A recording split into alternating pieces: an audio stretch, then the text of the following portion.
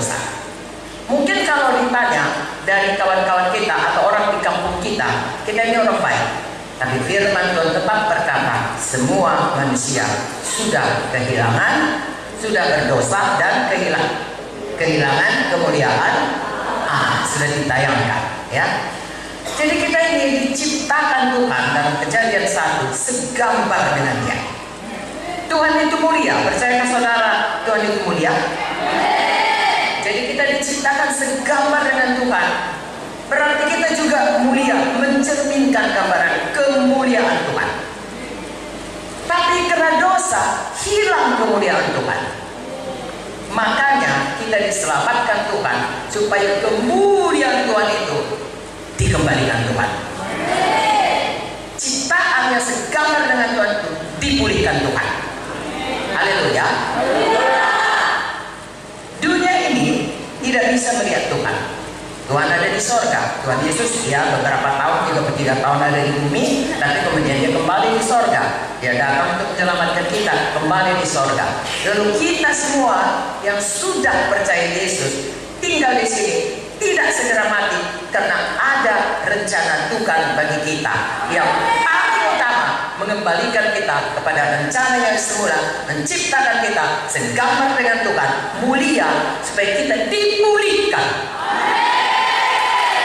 Jadi saya dan saudara, kalau tadinya sebelum selamat banyak berbuat yang tidak baik, dipulihkan menjadi segambar dengan Tuhan. Tuhan itu Tuhan yang mulia, tidak ada dosa padanya, Tuhan yang kudus, Tuhan yang mengasihi, Tuhan yang berkuasa. Saya bacakan Kejadian 1. Kejadian 1 ayat 26 sampai 28. Berfirmanlah Allah, baiklah kita menjadikan manusia menurut gambar dan rupa kita, supaya mereka berkuasa atas ikan-ikan di laut, burung-burung di udara, dan atas ternak, dan atas seluruh bumi, dan atas segala binatang melata yang merayap di bumi. Maka Allah menciptakan manusia itu menurut gambarnya. Menurut gambar Allah diciptakannya dia, laki-laki dan perempuan diciptakannya mereka. 28. Allah memberkati mereka.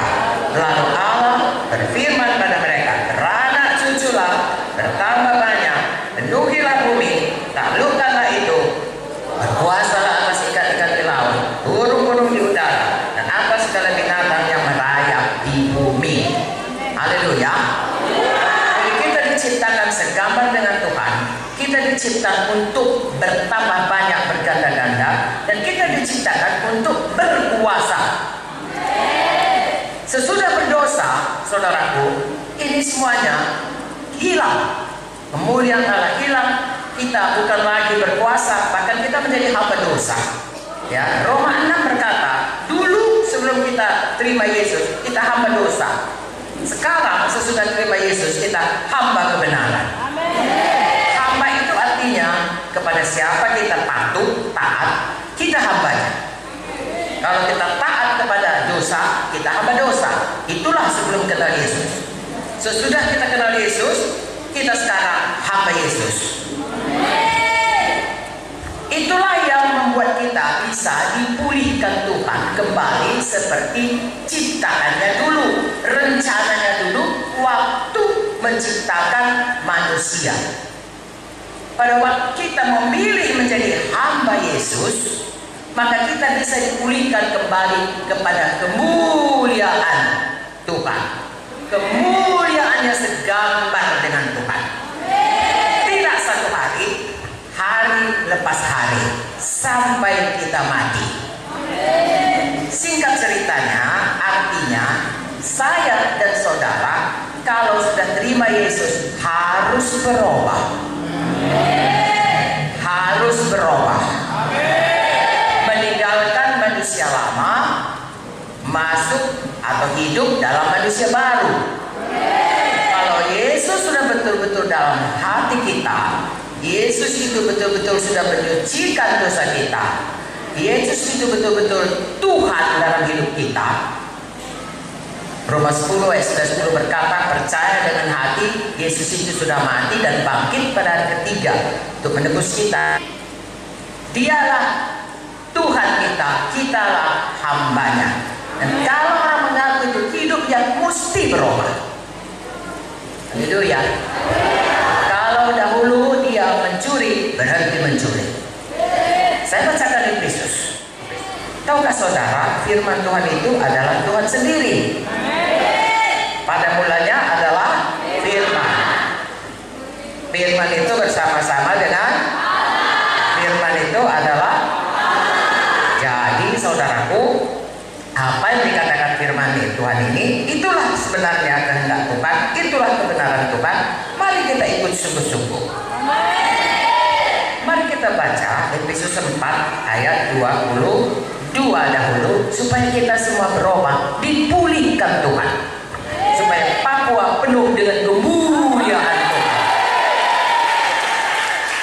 Orang tidak bisa melihat Tuhan Yesus. Tuhan Yesus ada di sorga, Bapa ada di sorga, Roh Kudus tidak kelihatan.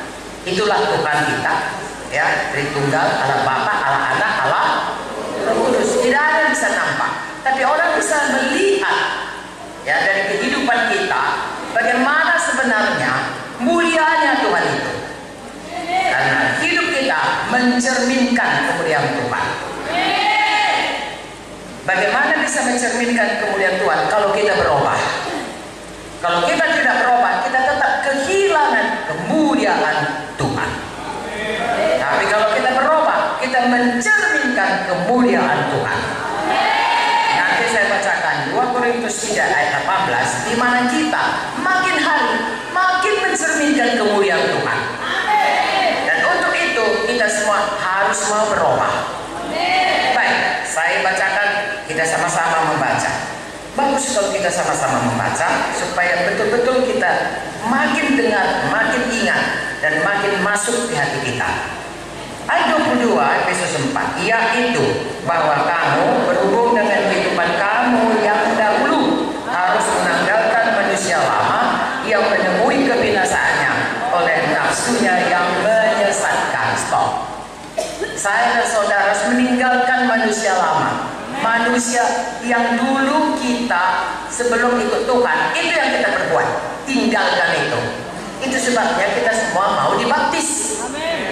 Pada waktu kita dibaptis, kita berkata, atau pendeta mendoakan kita, membaptiskan kamu, menenggelamkan kamu, sama seperti Yesus mati, dikuburkan, kita pun menguburkan manusia lama kita.